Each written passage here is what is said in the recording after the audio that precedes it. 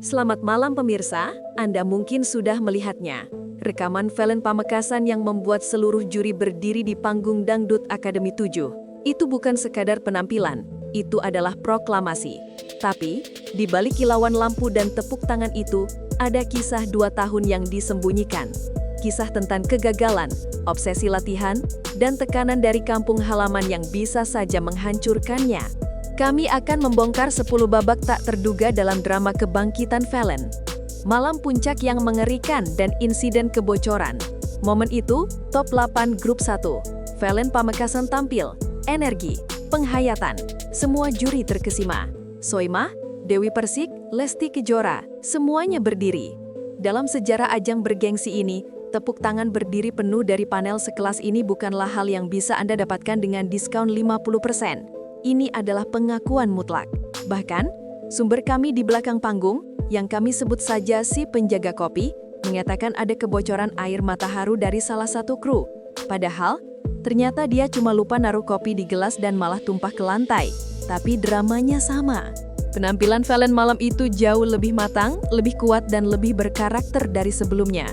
Dia tidak datang untuk berpartisipasi. Dia datang untuk menghakimi masa lalunya sendiri. Tepuk tangan itu bukan hanya untuk lagu, tapi untuk pengorbanan yang tak terlihat.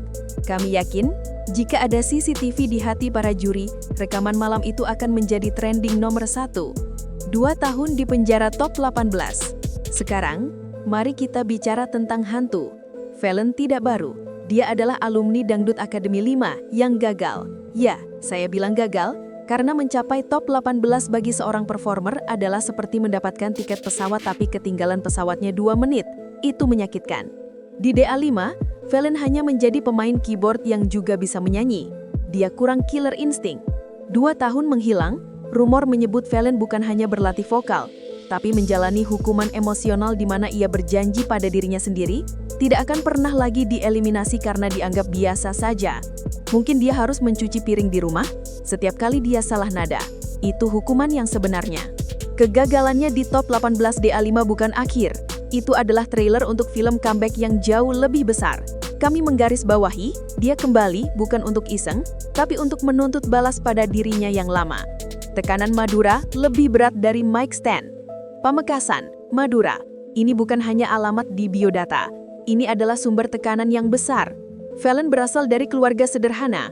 Setiap penampilannya bukan hanya tentang meraih impian pribadi, tapi juga mengangkat harga diri dan harapan seluruh komunitas. Saat Anda membawa nama Madura di panggung nasional, beban itu terasa seperti membawa satu koper penuh batu bara. Berat, panas dan tidak bisa ditinggalkan. Kami tidak mengatakan ini adalah tragedi, tapi ini adalah kisah perjuangan yang keras.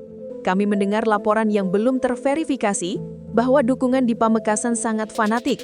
Sampai-sampai ada yang berjanji akan memberikan sambal terpedas se-Pamekasan jika Valen lolos. Jika Valen menang, sambal itu bisa jadi bahan bakar alternatif Pamekasan. Dukungan ini adalah kekuatan, ya, tapi juga tali yang sangat kencang. Ia tidak boleh melakukan kesalahan, atau ia akan mengecewakan lebih dari sekedar juri. Keyboard warrior sejati, otodidak. Mari fokus pada bakat uniknya, keahlian bermain keyboard sambil bernyanyi. Ini bukan bakat yang dia dapat dari kursus mahal. Dia adalah otodidak alias belajar sendiri. Bayangkan, dia tidak hanya harus memikirkan vokal yang sempurna, tapi juga timing dan harmoni jarinya. Itu seperti multitasking kelas berat yang membuat kepala reporter berita seperti saya pusing. Para juri mungkin berpikir Valen punya remote control untuk musiknya sendiri, jadi dia tidak bisa disalahkan jika ada yang salah. Kemampuan ini adalah kartu as yang membuatnya berbeda. Di DA5, skill ini mungkin hanya dianggap lucu. Di DA7, Valen menggunakannya sebagai senjata mematikan. Ini menunjukkan bukan hanya bakat alami, tapi juga kedisiplinan yang ekstrim. Dia adalah keyboard warrior sejati, tapi bukan di kolom komentar, melainkan di atas panggung. Silent War, perang 2 tahun yang tersembunyi. Pertanyaan yang paling mendesak, apa yang Valen lakukan selama 2 tahun di antara musim? Kami menduga ini adalah perang sunyi Valen. Sementara dunia melupakannya, dia membangun kembali dirinya. Spekulasi online menyebutkan bahwa dia mencari mentor vokal rahasia atau bahkan menyewa coach mental untuk mengatasi trauma kegagalan DA5. Ada juga yang bilang dia hanya menghabiskan waktu dengan main game, tapi itu hanya sumber tidak terpercaya yang sering kalah di turnamen Mobile Legends. Yang jelas, Valen kembali dengan karakter vokal yang matang, bukan lagi remaja SMP yang lucu dan berbakat. Dia membawa karakter musikal yang kuat, sebuah istilah yang hanya digunakan oleh juri ketika mereka benar-benar terkesan. Perubahan ini menunjukkan sebuah obsesi dan dedikasi yang intens di balik layar. Analisis juri, bukan pujian biasa, tapi pengakuan. Soimah, Lesti Kejora, Dewi Persik, mereka bukan juri yang mudah puas. Ketika Soimah mengatakan penampilan Valen jauh lebih sukses dari babak sebelumnya, itu bukan pujian biasa. Itu adalah pengakuan bahwa ada sesuatu yang mendasar yang berubah dalam diri Valen. Dewi Persik dan Lesti Kejora juga menyampaikan hal senada. Ini seperti mereka menyaksikan metamorfosis dari ulat yang pernah gagal menjadi kupu-kupu yang sangat mempesona. Para juri pasti harus minum teh hangat setelah sesi komentar Valen, karena kehabisan kata superlatif. Valen tidak hanya menyanyi, dia menyampaikan sebuah kisah. Dia mengambil kritik masa lalu, mengolahnya, dan melemparkannya kembali ke panggung sebagai sebuah mahakarya. Itu adalah kecerdasan panggung yang luar biasa. Status Madrasah Aliyah, the student who conquered. Ada detail kecil yang sering terlewat. Valen adalah siswa Madrasah Aliyah Negeri, MAN 1 Pamekasan. Ini menambahkan lapisan naratif yang menarik. Dia adalah seorang pelajar, seorang siswa yang menyeimbangkan buku dan mikrofon. Ini bukan tentang pendidikan versus musik, tetapi tentang kedisiplinan yang ditanamkan oleh latar belakang pendidikannya. Mungkin dia menghafal not balok seperti menghafal pelajaran, tapi hasilnya jelas berfaedah. Keseimbangan ini mencerminkan karakter Valen yang ulet. Kami berspekulasi bahwa time management yang ketat antara sekolah dan latihan intensif telah memberinya keunggulan mental di atas panggung. Dia adalah the student who conquered. Sebuah inspirasi bagi siapapun yang merasa harus memilih antara pendidikan dan impian artistik mereka. Family legacy, beban kakak-kakaknya. Keluarga Valen bukan sembarang keluarga. Kakak-kakaknya juga aktif di dunia musik panggung. Ini menimbulkan pertanyaan yang lebih dalam. Apakah Valen membawa warisan atau beban dari keluarga yang sudah berkecimpung di musik tapi belum mencapai panggung sebesar ini? Kami yakin motivasinya lebih besar daripada sekedar hadiah. Valen mungkin sedang berjuang untuk mengukir nama keluarga di panggung Indosiar yang bergengsi. Jika Valen menang, mungkin akan ada boyband baru dari Pamekasan yang semua anggotanya bernama Akbar. Dorongan moral dari warga Madura dan doa dari keluarga adalah energi yang tidak terlihat.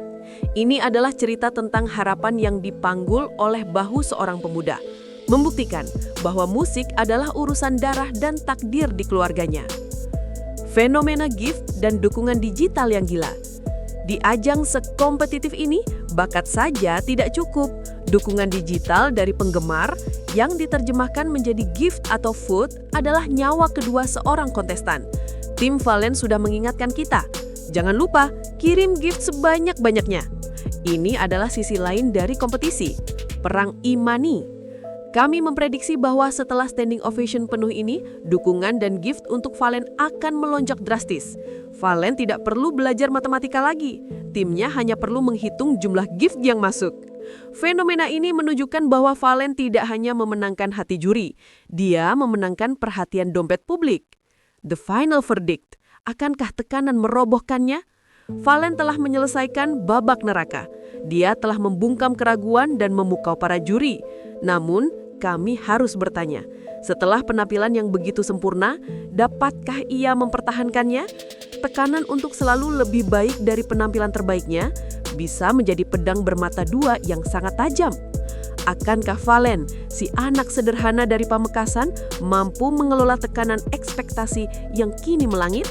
Atau apakah ketegangan ini akan menjadi kejatuhan terbesarnya? Ini adalah drama yang harus kita saksikan. Valen telah mencapai puncak, tapi yang lebih sulit adalah tetap berada di sana. Mari kita nantikan bersama. Jika Valen gagal, mungkin dia akan kembali ke Pamekasan dan menjual keyboardnya. Tentu saja, itu tidak akan terjadi. Atau mungkin hanya mimpi buruk tim kreatif.